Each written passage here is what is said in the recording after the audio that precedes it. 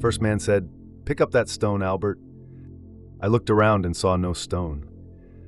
Then I looked again and we were in a circle of small, smooth stones as white as snow. I picked up one of the stones and held it. It felt good, as though it belonged there in my hand. "Now let it go again," First man said. Oddly, I was reluctant to let it go, but did as I was told.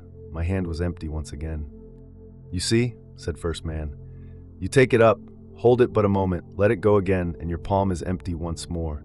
The cycle is endless. Everything we take, everything we bind ourselves to, we must eventually release and stand alone again." But to be alone, First man, it is unbearable. Yes, it is. And to be permanently bound, held to one place or person, it too is unbearable. I was silent, staring into the flames, and in the moving light of the flame I saw scenes unfold, of an infant letting go of the womb in his slide into life, the child letting go of its mother's hand, a boy letting go of his father's bleeding body, gathering, belonging, separating, and alone. First man nodded. All are necessary in the wider movement of life. All are equally powerful forces, and what is true for the single soul is true for the greater soul.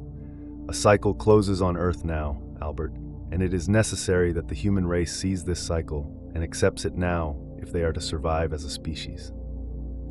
First man spent many hours recounting the ways in which the four energies of gathering, belonging, separating, and alone play out in the world. He spoke of the four seasons and the way the sun's warmth and earth gather around seeds in spring, carry them in the cradle of belonging through summer to full bloom, and then the slow separating movement of fall followed by a withdrawal into winter, alone. Winter is the longest season, he said, a time of the dimmest sunlight, the hibernation prior to the beginning of a new cycle. It is longest perhaps because it is most important. The deep rest and preparation is needed for the next great gathering of energy, the energy that brings life and heat. First man walked me through many such cycles, beginning with the conception of the human child.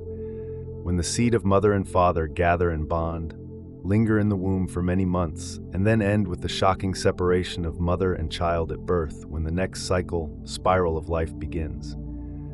In the larger cycles, we are child, young adult, and finally elder until we descend into death and aloneness once again. The cycles, both large and small, are continuous.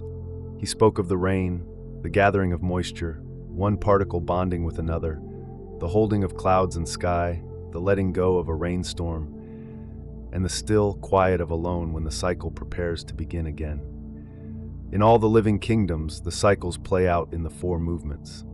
He said we act as if there were only birth and death, without the balance of all four forces working together to bring about each birth, each death.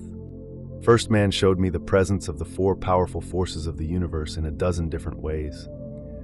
Finally, when he was sure I understood, he rose, and as he stood, the friendly fire was instantly gone, and we stood now in an emerald green valley. My lesson had ended, and the next one was about to begin.